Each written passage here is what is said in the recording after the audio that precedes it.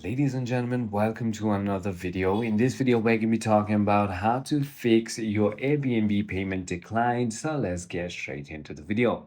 Well, if your payment is being declined on Airbnb, there might be multiple reasons why you're facing the problem. The first problem being your bank information. Ensure that the card number, your CVV, and billing address, especially zip or postcode, are accurate.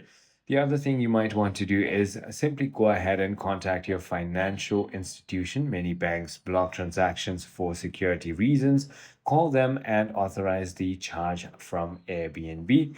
You can also try to switch to a different credit card, debit card, or supported method like PayPal, Apple Pay, or Google Pay.